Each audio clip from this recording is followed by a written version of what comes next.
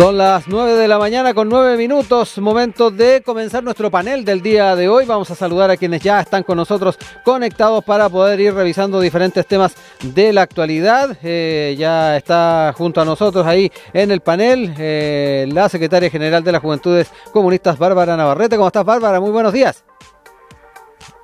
Hola, buenos días, Rodrigo. Muy bien, gracias. Gracias por acompañarnos. Lo mismo que a Pablo Rodríguez, cientista político e investigador del Instituto Libertad. Saludos, Pablo, ¿cómo estás? Hola, buenos días, Rodrigo. Buenos días, Bárbara. Muchas gracias por la invitación. No, gracias a ambos por estar acá con nosotros y poder compartir los diferentes temas que tenemos para el día de hoy. Pero antes, a propósito de que tenemos este tema del día, también quería invitarlos a poder hacer esa bajada, ese recuerdo de una u otra forma de lo que fue la rendición de parte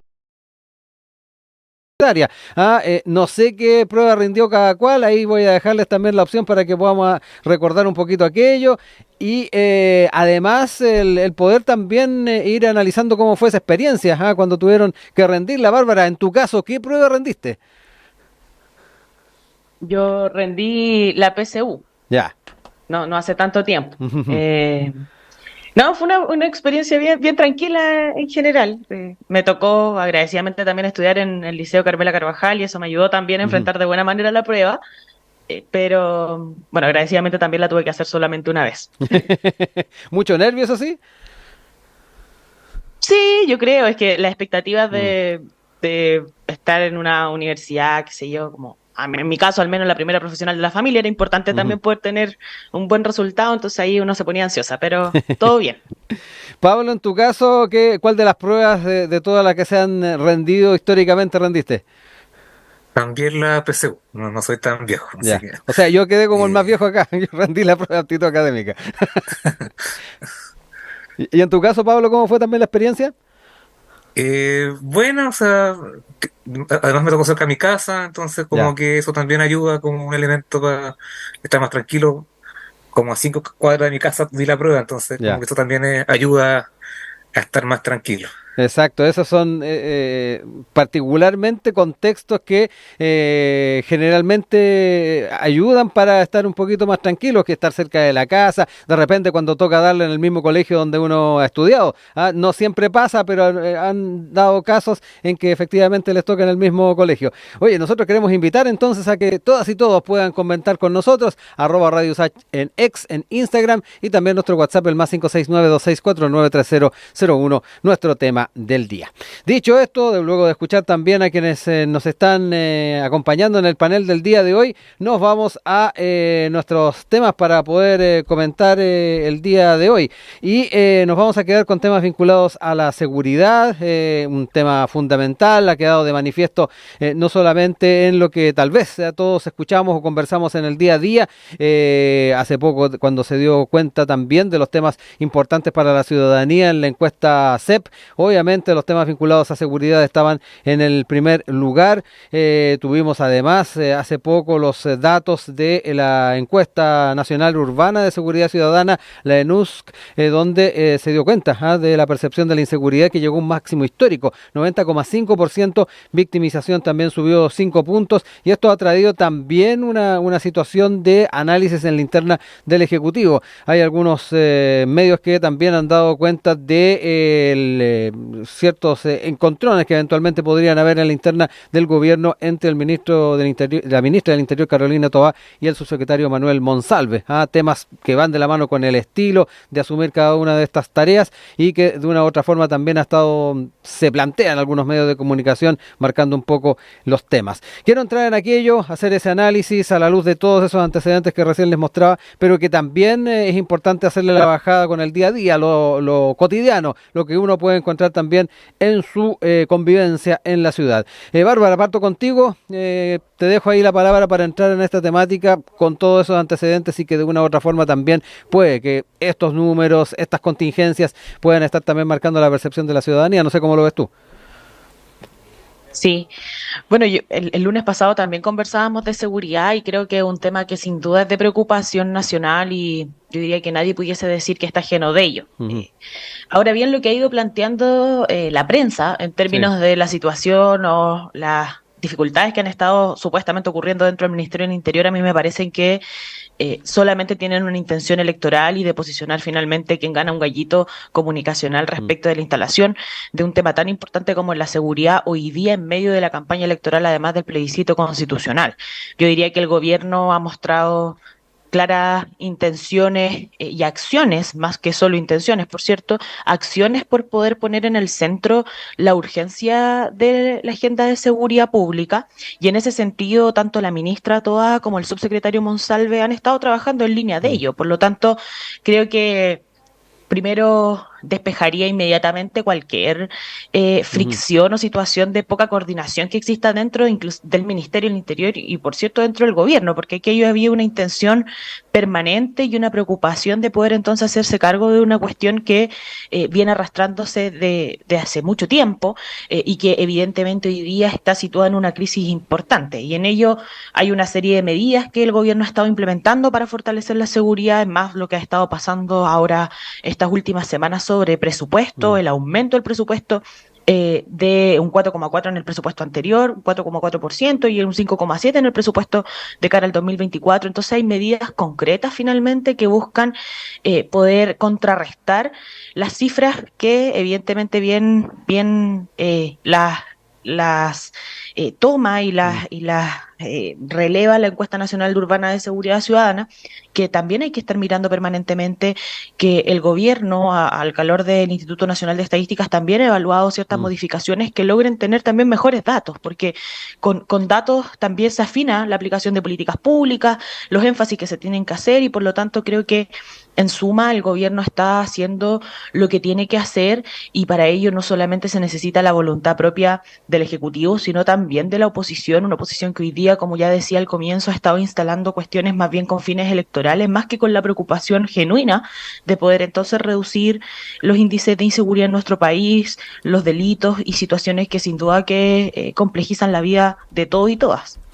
Pablo, en tu caso, también me interesa saber cómo sigues el contexto actual, con toda esa información, con todos esos datos, también con lo que nos señalaba recién Bárbara de la percepción que se está teniendo desde su perspectiva respecto a la gestión de este ámbito. Y además, también a propósito de algo que decía ella, la forma que desde también la oposición se está tratando de remar hacia el mismo lado. Hace algunos días atrás también el propio presidente Boric hacía ese llamado a dejar de lado tal vez esas críticas más superficiales y tratar de llegar a propuestas más concretas y avanzar juntos en la solución de estos problemas. Muy también en la línea de la aspiración, me da la impresión que tienen la ciudadanía a propósito de los datos de la SEP, de tratar de llegar a acuerdos en torno a temas fundamentales. No sé cómo lo ves tú. A ver, por el tipo de delito que está viviendo la sociedad chilena, la verdad es que muchas de las medidas a veces parecen insuficientes para atacar el problema que ya no es ni siquiera delincuencia, sino que más bien la sensación de inseguridad que tienen muchos chilenos. Hay un tema importante con lo que ocurre hoy día en el Congreso, que hay una agenda legislativa que avanza más o menos rápido,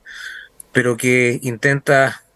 establecer las medidas correspondientes a nivel legal, justamente para prevenir o sancionar algunos tipos de delitos. Pero creo que todavía hace falta una mirada más integral respecto a cómo se enfrenta el tema de la seguridad.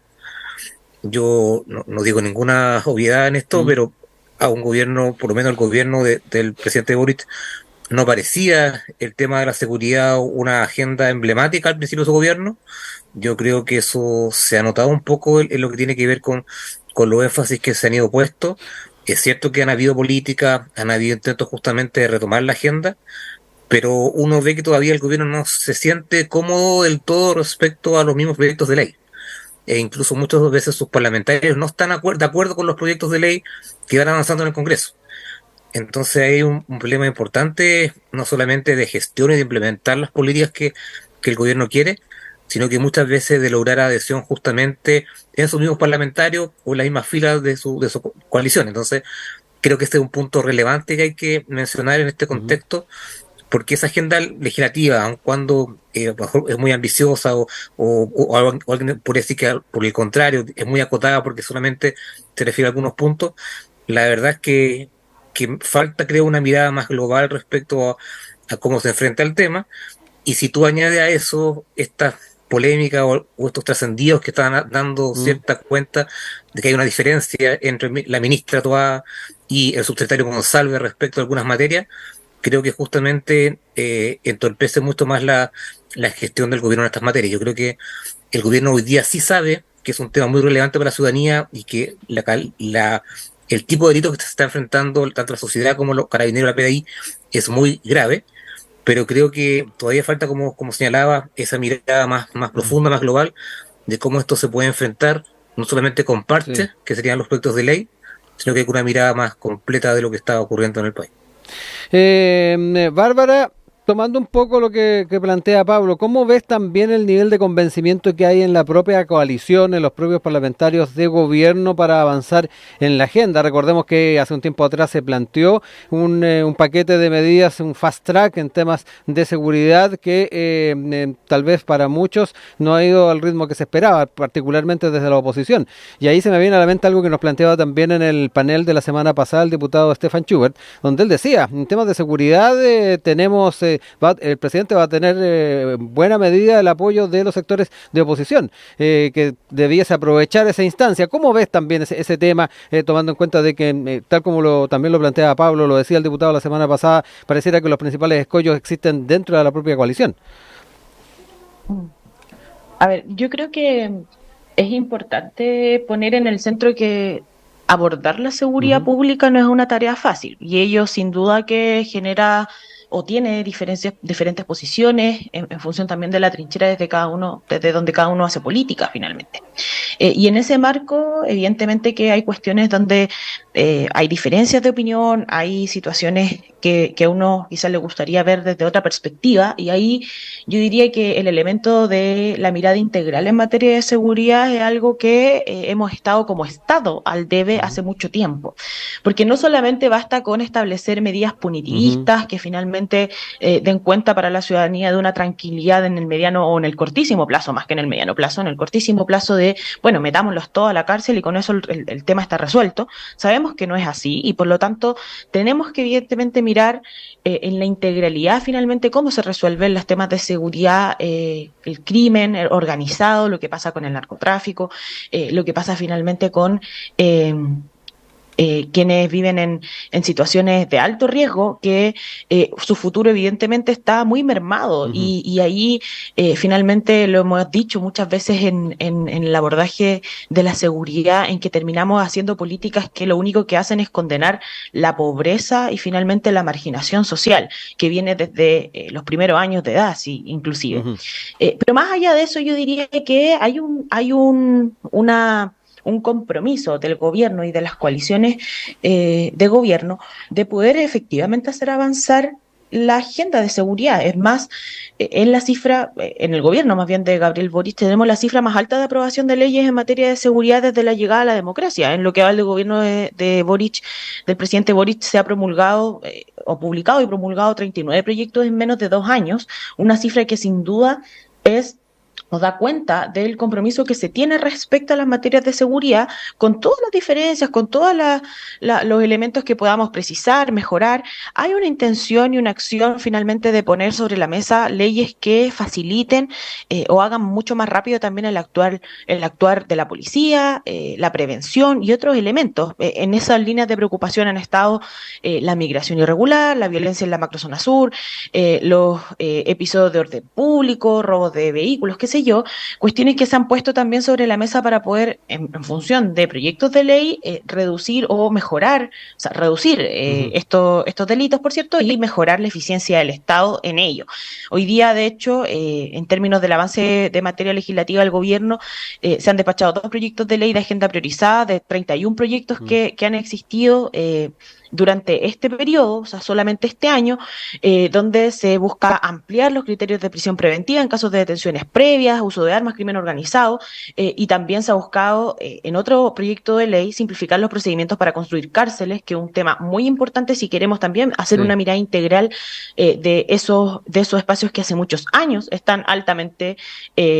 copados y por lo tanto terminan siendo, para algunos lo han declarado así, como las escuelas del delito, porque finalmente no hay políticas de reinserción social y por lo tanto el problema sigue perpetuándose. El problema finalmente del crimen, los delitos y finalmente las condiciones en las que se establecen las penas. Ujú. Y bueno, creo que son algunos ejemplos solamente de que finalmente el compromiso y la articulación existe con, ya lo decía, con las miradas diferentes que podamos tener, los énfasis que se puedan hacer, pero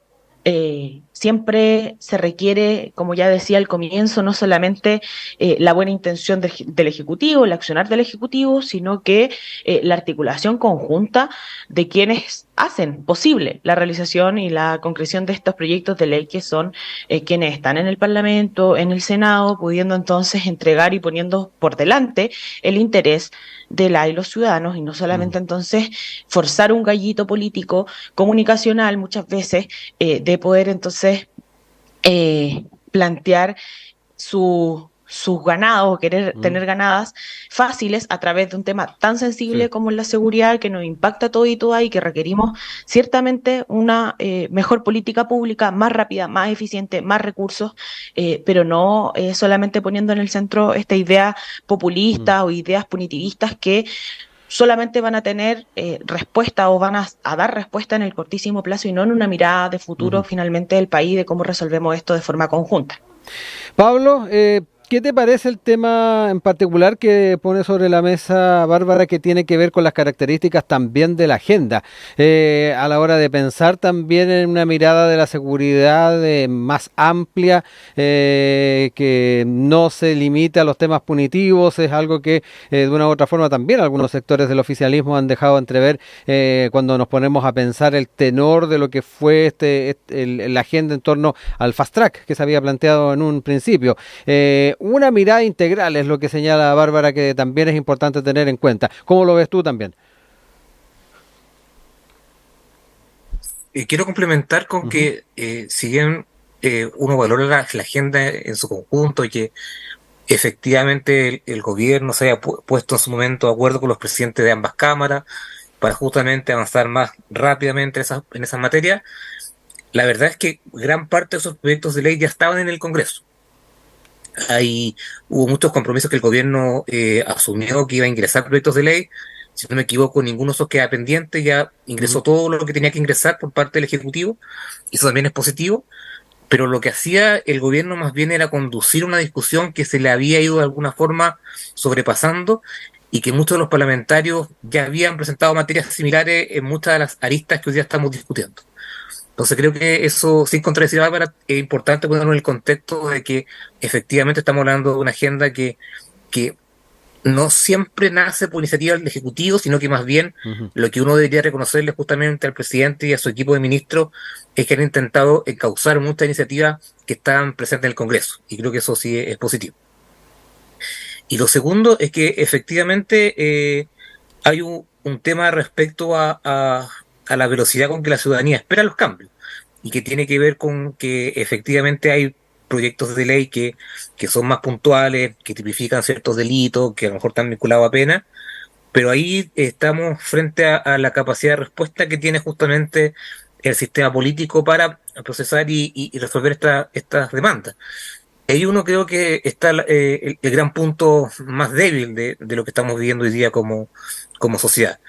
en que si bien en otras materias siempre hay un desfase en cuanto a lo que el Estado hace para resolver algún problema, sabemos esto de pensiones, salud, educación, etcétera, en delincuencia pareciera ser especialmente lento el actuar que ha tenido no solamente este gobierno, sino que también hay que ser responsable y señalar un poco más atrás de cómo los gobiernos anteriores han ido justamente intentando remediar estos puntos. Y creo que esa lentitud que ha habido en los últimos años hoy día se traduce justamente en que tengamos fenómenos que son nuevos para Chile y que no se ve cómo se resuelvan en el corto plazo. Y eso también, no sé si lo vamos a alcanzar a tocar, pero también se vincula al tema de la Constitución. O sea, así como en el Congreso se ha intentado establecer una agenda que justamente releve todos esos temas que hoy día son importantes para la sociedad, a través del texto de proyecto de una Constitución, también se le ha dado especial énfasis al tema de seguridad. podríamos discutir si eso es materia de la Constitución o no, si son detalles muy específicos o no, pero de alguna forma también la discusión respecto a la propuesta también se ha mezclado con el tema de la seguridad. Y eso justamente tiene que ver con que las respuestas han llegado no tan rápido como la gente esperaba. Ujú. Son las 9:29. Vamos a ir a un tema musical. Tenemos contemplado un tema vinculado a la Constitución y particularmente los elementos que tienen que ver con la objeción de conciencia, pero quiero darme también un tiempo para entrar también en lo que recién planteaba Pablo en torno a los aspectos de seguridad dentro de la propuesta de Carta Magna. 9 de la mañana con 33 minutos de regreso con ustedes acá en Enlace USACH. Seguimos además en nuestro panel junto a Bárbara Navarrete, secretaria general de las Juventudes Comunistas, y Pablo Rodríguez, cientista político e investigador del Instituto Libertad. Seguimos acá, lo dejó planteado Pablo, no quiero dejar de lado también lo que tiene que ver con los temas constitucionales y la seguridad, porque además teníamos contemplado temas vinculados a objeción de conciencia. Antes de ir a eso último, Bárbara, no sé si quieres también tomar parte de lo planteado por Pablo a la hora de pensar en los escenarios en torno a este tema y si efectivamente es pertinente el poder entrar en estas temáticas en el orden constitucional. Hay quienes están viendo con cierta distancia el entrar en la Carta Magna legislando en torno a este tema y no con lo que tiene que ver con política pública y ley común. Sí, bueno, de hecho, la propuesta constitucional incorpora de forma bien extensa el tema de seguridad en la propuesta que se va a plebiscitar el 17 de diciembre. Uh-huh. Y sin duda que ello no garantiza o no da efectivamente garantías de efectividad en términos de la aplicación de leyes y políticas que permitan reducir la seguridad, o sea, los crímenes y aumentar la seguridad en nuestro país. Y en ese sentido, creo que, al igual que ha pasado en otros momentos, lo que pasa en el texto constitucional, lo que refleja ello como resultado es la utilización electoral de corto plazo, de una mirada de Estado muy acotada por parte de quienes aprobaron finalmente este texto. A mí me preocupa fundamentalmente no que se establezcan criterios constitucionales en materia de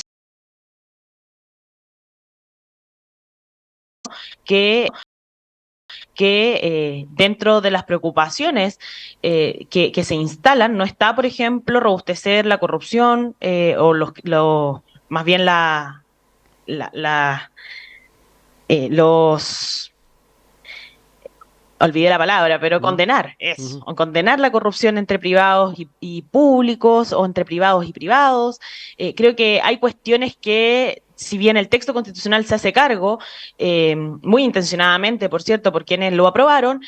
hay otros muy importantes de los que no se expresan, no establece ningún elemento y por lo tanto robustece o más bien deja a libre albedrío finalmente lo que va a suceder con los delitos de cuello y corbata, por ejemplo, que son también cuestiones que se tienen que poner en el centro, que están muy alojados también en quienes en el sector de quienes aprobaron o hicieron propio también este proceso constitucional, pero no se hacen cargo en ninguna parte del texto. Entonces creo que no es sano, por cierto, para nuestro Estado, para nuestra democracia, para nuestro desarrollo institucional, utilizar finalmente la Constitución con fines cortoplacistas que no dan garantías precisamente respecto de la aplicación de mejores políticas públicas para, en este caso, mejorar la seguridad en nuestro país.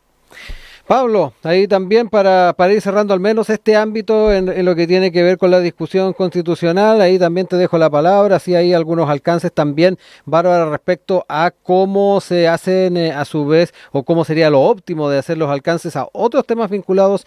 con temas reñidos con la ética y que sería pertinente tenerlos mejor legislados, ya sea desde la perspectiva constitucional o de ordenamiento jurídico. Ahí estaba también revisando un poco la propuesta constitucional y ahí dentro de los acápites está efectivamente el tema del derecho a vivir en un entorno seguro, el deber del Estado de garantizar una protección efectiva de las personas contra la delincuencia, especialmente contra el terrorismo y la violencia criminal organizada. Es uno de los temas que quedaron ahí planteados en la propuesta de Constitución. Pablo, te escucho. Sí, solo comentar que que efectivamente hay detalles que probablemente, obviamente, quedan después delegados a la ley para que justamente se regulen con mayor detalle, pero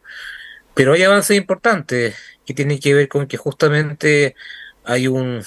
especial énfasis en la corrupción en la primera parte del capítulo 1 de la propuesta. Después hay limitaciones justamente a quienes se han condenado por ese tipo de delitos para que ser inhabilitados de ejercer cargos públicos. Eh, Hay varios aspectos que tienen que ver justamente con robustecer el énfasis en el combate a la corrupción. Se crea también esta Agencia Nacional Anticorrupción que justamente vaya en esa línea. Entonces, hay varios ámbitos que tienen que ver justamente con intentar darle un cierto sentido a cosas que hoy ya estamos discutiendo respecto a corrupción y otras respecto a delincuencia que tiene que ver con otras materias que están señaladas en el mismo texto. Entonces, creo que hay, obviamente, discutible respecto a mejores redacciones, etcétera, pero creo que son contenidos que en general son positivos justamente para enfrentar temas que hoy día a la ciudadanía le preocupa mucho. Entonces,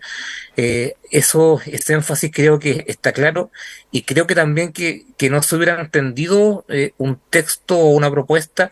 que no los hubiera contenido, que no los hubiera tenido ese tipo de materia. Podemos discrepar respecto a algunos puntos, artículos, y eso es válido y legítimo en la discusión democrática, pero también hay que reconocer que el texto intenta justamente dar respuesta a aquello y la gente no hubiera entendido de ninguna forma que esos temas hubieran pasado por alto. Entonces ahí está la combinación entre lo que es un tema constitucional propiamente tal, a lo que estamos acostumbrados, frente a temas que son nuevos temas y que la ciudadanía exige también respuestas claras, y creo que en esa línea se avanza en la propuesta de nueva constitución. Para aprovechar bien el tiempo también, Bárbara, te quiero incorporar a discutir en torno a otro de los temas que se ha generado debate en torno a la propuesta constitucional y que tiene que ver con la objeción de conciencia. Y esto a la luz de una entrevista que dio a La Tercera Ignacio Sánchez, el rector de la Universidad Católica. Ahí señaló, a propósito de la objeción de conciencia en la propuesta constitucional, que es a nivel de la libertad religiosa y no está de más ponerlo en la Constitución. Me parece que es clave, dijo, que exista la objeción de conciencia cuando uno en conciencia está siendo obligado a hacer algo que uno piensa que atenta contra principios fundamentales, el derecho a la vida, por ejemplo. Es parte de lo dicho en esta entrevista con La Tercera. Importante saber también cómo lo vas tomando. Una discusión que también en su momento, cuando estábamos legislando y tratando de sacar adelante la propuesta de aborto en 3 causales, también surgió, pero que ahora toma un ribetes distintos a propósito de la amplitud que puede tener en la propuesta constitucional. Bárbara. Sí, bueno, lo que comenta el rector de la UC ha sido parte de lo que ha estado planteando y ha planteado y planteó intensamente en el debate de aborto en 3 causales hace algunos años y lo ha mantenido y qué bien que sea así, pero la complejidad en esto, yo diría, pasa porque, bueno, hoy la Constitución establece la libertad de conciencia y en ello fue utilizado también muy intensamente en el debate del aborto en 3 causales en nuestro país, en términos de la objeción de conciencia, y allí se pronunció el Tribunal Constitucional y hubo evidentemente mucho debate finalmente en cómo se definía aquello y cómo ello pudiese significar algún tipo de dificultad para la aplicación de un derecho de las mujeres a decidir sobre nuestros cuerpos. Y en ese marco, la complejidad que tiene hoy la propuesta constitucional, y que en alertas nos hemos puesto las mujeres desde que inició ese debate, es que no solo establece la propuesta constitucional la libertad de pensamiento, de conciencia y de religión, sino que en el último como renglón del párrafo indica que comprende además la objeción de conciencia, la que se ejercerá de conformidad a la ley. Hubo varias declaraciones en marco de ese debate sobre objeción de conciencia de diversas mujeres que fueron parte también del Consejo Constitucional, inclusive Gloria Hood, quien planteó que la intención en ningún caso sobre estas precisiones era poner en riesgo la actual ley de interrupción del aborto en 3 causales. Y lo planteo particularmente en esa línea, porque efectivamente la objeción de conciencia no solamente tiene que ver con el aborto en 3 causales, sino que tiene que ver con la aplicación también de un derecho que, si bien o en la legislación, en la norma, yo sin ser experta en derecho, es un derecho no absoluto, es decir, su regulación tiene que tener en consideración los demás derechos, bienes y valores constitucionales. Lo planteo de esa manera porque allí se aloja un debate muy, muy importante de política pública, de salud pública, que fue muy debatido también hace algunos años. Entonces, lo que plantea finalmente el rector de la Católica me parece que no es algo descabellado en términos de lo que se tiene que establecer en la propuesta constitucional a nivel de libertad religiosa. Sin embargo, sin duda, es muy complejo que la definición de objeción de conciencia en términos de lo que va a establecer la ley pudiese sin duda poner en riesgo la aplicación de un derecho tan importante como los derechos sexuales y reproductivos, como el derecho a decidir sobre nuestros cuerpos, en lo que ha sido también una aplicación de la ley de aborto en 3 causales bien compleja y bien obstaculizada a partir de la objeción de conciencia. Es decir, cuando se establece la ley 21.030, que es la que define finalmente la ley de interrupción del embarazo, se establece también un reglamento que permite a quienes, los equipos médicos, los obstetras, poder definirse como objetores de conciencia y por lo tanto no aplicar alguna de las causales o las 3 causales. Se establece que a junio del 2019 que 1.148 médicos obstetras contratados en los servicios públicos de salud, de ellos más de la mitad, o sea, el 50,5%, se acogió a la objeción de conciencia en una de las 3 causales, que es precisamente la causal de violación sexual. Entonces, finalmente, la complejidad de esta frase o esta línea que se establece en la propuesta constitucional pudiese poner en riesgo importante la aplicación aún más del derecho que hemos ganado las mujeres respecto del aborto en 3 causales en nuestro país. Pablo, también me interesa saber cómo sigues esta discusión, particularmente también las distintas opiniones que han ido apareciendo y en particular la que dio Ignacio Sánchez durante este fin de semana. Creo que lo que dice la propuesta de nueva constitución, primero es justamente reconocer o establecer esta posibilidad de objeción de conciencia, pero creo que sus implicancias son más acotadas de lo que hubiera podido ser en el caso de que se hubiera aprobado uno de los textos previos en los cuales discutió el Consejo, que tenía que ver justamente con distinguir entre la objeción de conciencia personal o individual frente a la objeción de conciencia institucional. Creo que ese debate quedó bastante cerrado, si bien en una de las fases del proceso se incluían ambas tipos de objeción. Luego de la comisión mixta, creo que fueron los temas que finalmente llegó a las instancias finales de discusiones y de violación entre los consejeros y los expertos. Tenemos una mención que es bastante general y que no debiera ser obstáculo justamente para ningún tipo de derecho en su concepción más amplia. Y si bien, claro, se reconoce, está establecida a nivel individual. Y por lo tanto creo que eso también es un punto importante que hay que establecer respecto del debate,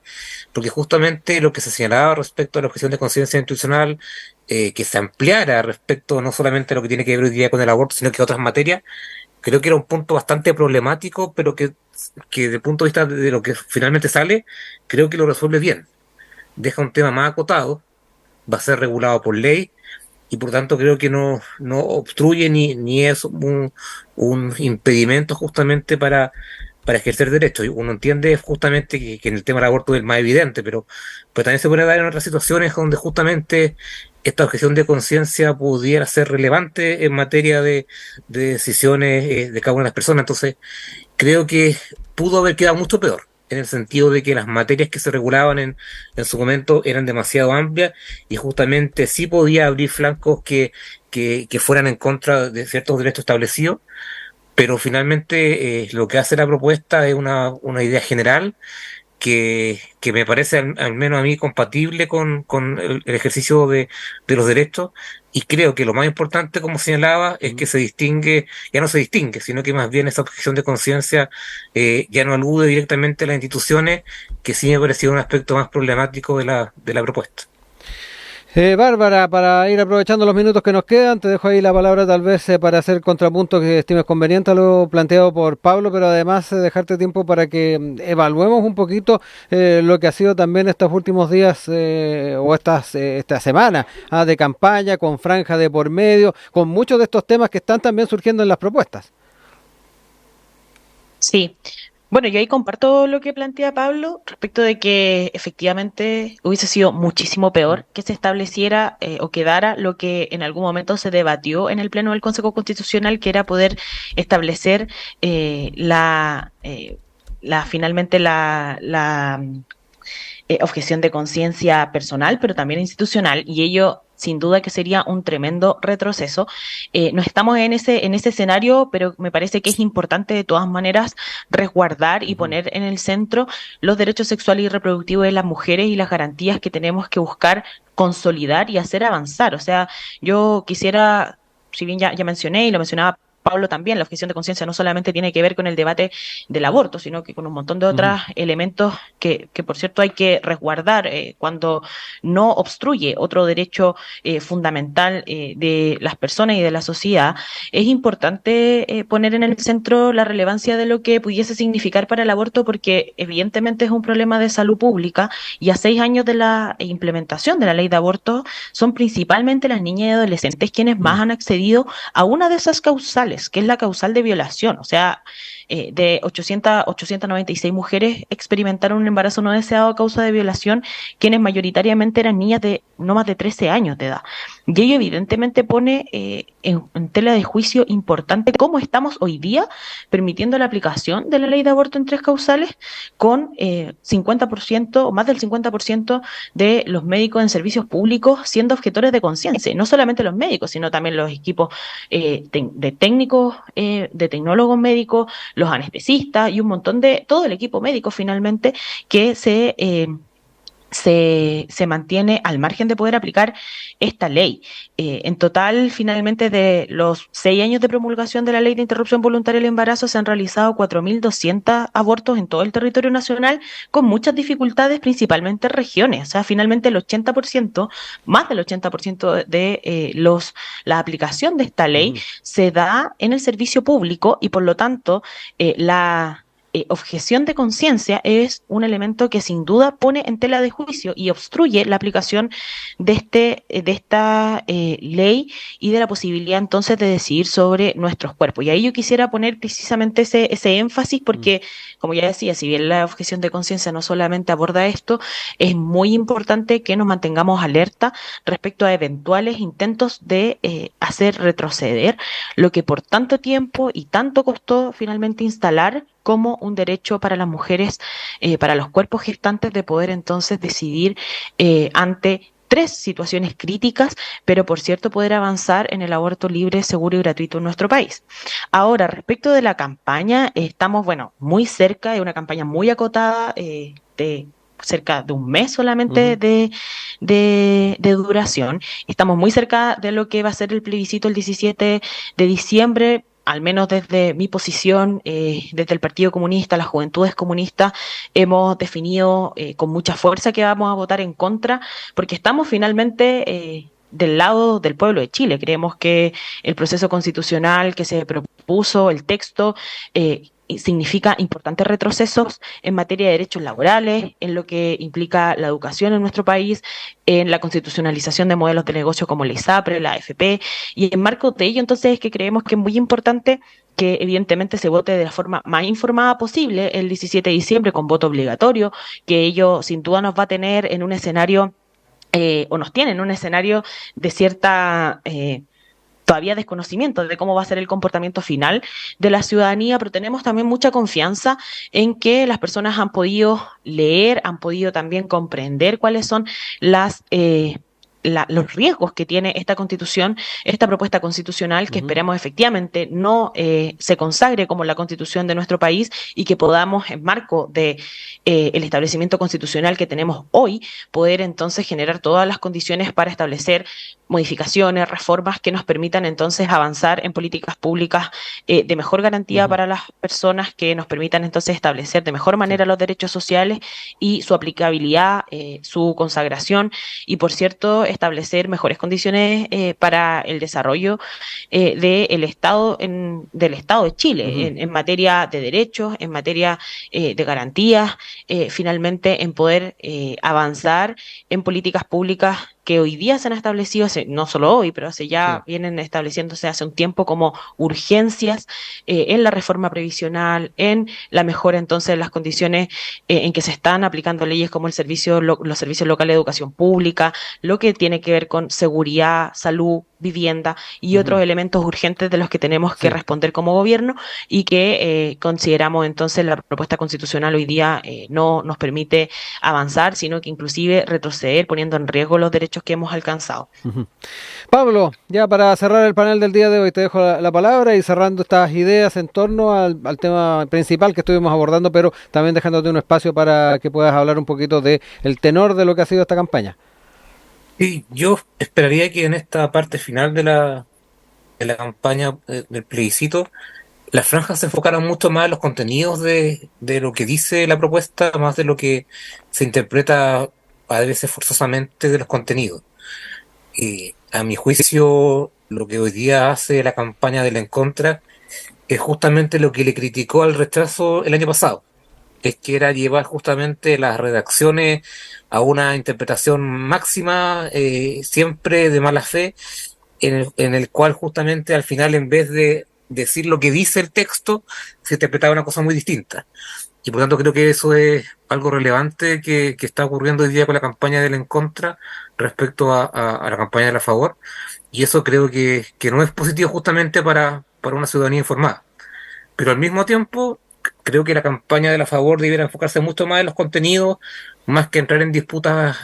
polémicas con el gobierno o estas frases que se jodan. Creo que no aporta justamente a un buen debate democrático. Y si bien las franjas tienen que no solamente abordar los contenidos, sino que dar una mirada más global de relato de lo que significa una opción o la otra, creo que debiera hacerse un esfuerzo mucho más sustantivo respecto a relevar los contenidos, tanto por la campaña del En Contra como la campaña a favor, pero justamente tratando de tener una buena fe en la lectura e interpretación de lo que dicen los artículos correspondientes. No me queda más que agradecerles a Bárbara Navarrete, a Pablo Rodríguez, que estuvieron con nosotros en este comienzo de semana abordando los temas de actualidad. Un abrazo a ambos, que estén muy bien, nos reencontramos pronto.